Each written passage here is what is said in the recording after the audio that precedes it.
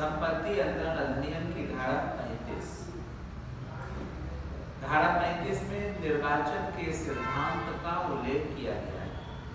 Theory of election या कहें election theory का उल्लेख धारा 35 में किया गया।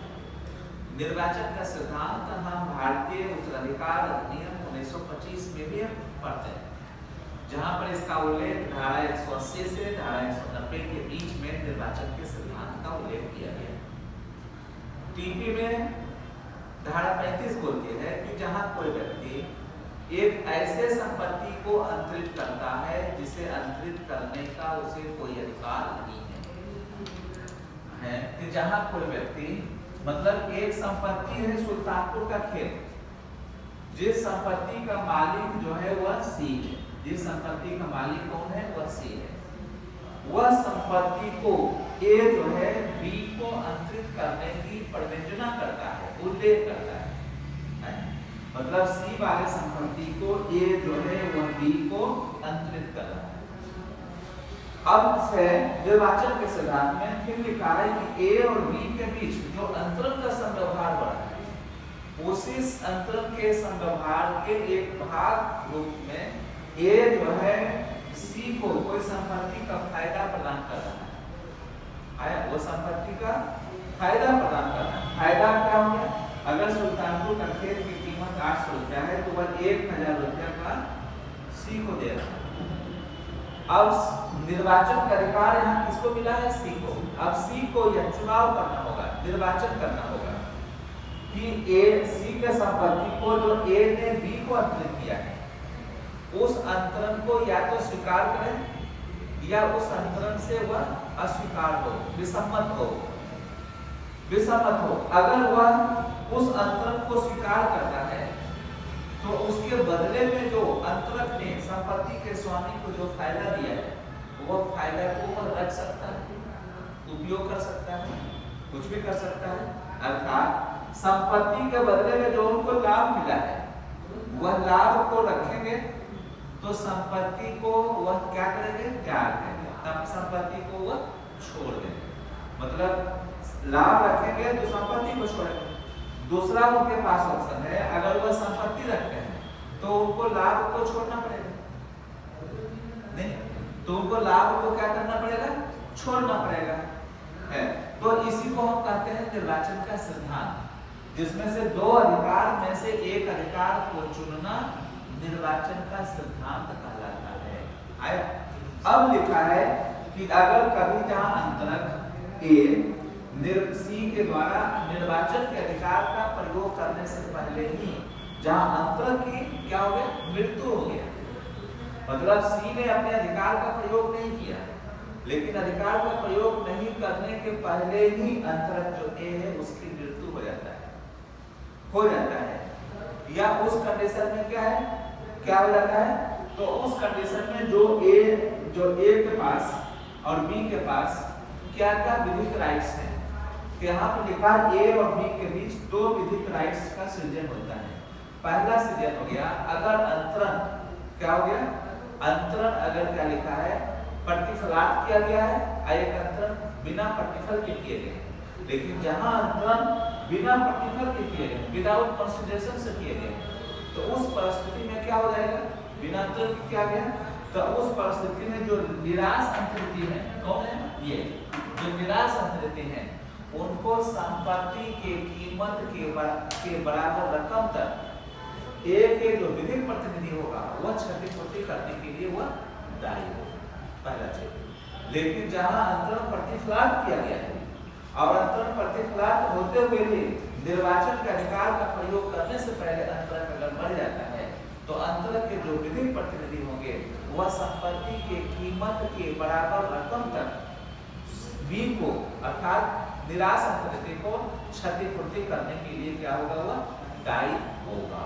अब देखिए धारा बोलती है जहां की कोई व्यक्ति एक ऐसे संपत्ति को अंतरित करने की प्रविष्टि करता है जिसे उसे अंतरित करने का कोई अधिकार नहीं है और उसी संव्यवहार के भाग रूप कोई फायदा वो संपत्ति के स्वामी को प्रदत्त करता है, वहां संपत्ति के स्वामी को अर्थात सी को यह निर्वाचन करना होगा वह या तो अंतरण को पुष्ट करे, ए ने जो संपत्ति का अंतरण बी को किया है उसकी वह पुष्टि करे, उसको उसकी वह स्वीकृति दे, उसकी वह सहमति व्यक्त करे, या उससे विसम्मत हो, ए ने जो बी को अंतरण किया है उस अंतरण को वो क्या करे, अस्वीकार करे, असहमत हो, विसम्मत हो। और लिखा है पहचान कथित दशा में अर्थात विसम्मति के दशा में, असहमति के दशा में लिखा है ऐसे प्रदत्त फायदे का क्या करेगा, वो त्याग करेगा। कौन करेगा? त्याग। अगर निर्वाचन के अधिकार का प्रयोग नहीं करते हैं या ये फायदा नहीं लेते हैं तो उस परिस्थिति में क्या होगा, संपत्ति का वो परित्याग करें। और इस प्रकार त्यक्त फायदा, छोड़ा गया फायदा किसको, अंतरक को, या अंतरक के जो विधिक प्रतिनिधि हो उनको ऐसे मिल प्राप्त हो जाएगा, ऐसे वापस हो जाएगा मानो कोई अंतरण का संव्यवहार हुआ ही नहीं था, कोई अंतरण या वैदिक करने का कोई कारोबार या कोई संव्यवहार हुआ ही नहीं था। इसी को कहा जाता है निर्वाचन का सिद्धांत। अब देखिए इसके दो अपवाद। पहला अपवाद बोलते हैं जहां अंतरण अनुग्रहित है अर्थात निःशुल्क है, विदाउट कंसिडरेशन के है, वहां लिखा अंतरण निर्वाचन किए जाने से पहले बढ़ गया, मतलब अंतरण क्या हो गया, इनके निर्वाचन करने से पहले अंतरण बढ़ जाता है, या अंतरण जो है नवीन निर्वाचन करने में क्या हो गया, असमर्थ हो जाता है। वहां पर जो निराश अंतरित हैं इनको क्षतिपूर्ति के बारे में उपबंध किया गया। अब सवाल उठता है कि इनको कितना क्षतिपूर्ति दिया जाए, तो लिखा है कि जहां अंतरण निःशुल्क किया गया है, बिना प्रतिफल के किया गया है, तो निराश अंतरित को संपत्ति के कीमत के बराबर रकम तक देकर निराश अंतरित को हम क्या करेंगे, क्षतिपूर्ति करेंगे, कंपनसेट करेंगे। लेकिन दूसरा कंडीशन, अगर अंतरण प्रतिफलार्थ हुआ है और निर्वाचन का अधिकार का प्रयोग करने से पहले ये बढ़ गया, तो उस परिस्थिति में ए तो अब रहा नहीं, तो उसके जो विधिक प्रतिनिधि होंगे, जो उत्तराधिकारी होंगे, वह संपत्ति के कीमत के बराबर रकम, मतलब प्रतिफल के बिना है तो संपत्ति के कीमत के बराबर रकम, और प्रतिफल के साथ किया गया है तो जितना प्रतिफल ने अंतरिति ने अंतरक को दिया है उतना प्रतिफल अंतरक तो रहा ही नहीं, अंतरक के विधिक प्रतिनिधि से अंतरिति वापस लेने का, प्राप्त करने का उनको अधिकार होगा। ये इसे बोलते हैं निर्वाचन का सिद्धांत। अब सवाल उठा है कि निर्वाचन के अधिकार का हम प्रयोग कहां नहीं करेंगे, तो दो कंडीशन में निर्वाचन के अधिकार का प्रयोग नहीं होता है। पहला कंडीशन है कि अगर निर्वाचक कौन, सी, संपत्ति किसका, सी, अंतरक कौन है, ए, तो वह सी वाली संपत्ति को ए जो है अंतरित करता है। तो लिखा है कि अगर अंतरक संपत्ति के स्वामी को संपत्ति के बदले में जो फायदा दे रहा है वह फायदा प्रत्यक्ष न देकर के अप्रत्यक्ष अगर दे तो निर्वाचक जो है अपने अधिकार का प्रयोग करने के लिए अधिकृत नहीं है। अर्थात निर्वाचन अपने अधिकार का प्रयोग तभी करेगा जब उनको फायदा प्रत्यक्ष और सीधे मिला। जैसे एग्जाम्पल कि सी को फायदा मिलना चाहिए किसके द्वारा, ए के द्वारा। फायदा कब होगा, जब संपत्ति की कीमत 800 है तो 800 से ज्यादा ही को फायदा दे। यहाँ पर एग्जाम्पल है 1000 रुपया, तो 800 में 200 रुपया का फायदा हो रहा है, लेकिन ये 200 रुपया का फायदा 1000 रुपया हम सी को न देकर के सी के पत्नी को दे रहे हैं, उनके हम पुत्र पुत्रियों को दे रहे हैं, तो वहाँ सी कह सकता है कि निर्वाचन के अधिकार का हम प्रयोग नहीं करूंगा, क्योंकि उस कंडीशन में क्या होगा, निर्वाचन को फायदा सीधे प्रत्यक्ष न मिल करके अप्रत्यक्ष तरीके से, पड़ोस तरीके से, इनडायरेक्ट तरीके से दिया जा रहा है।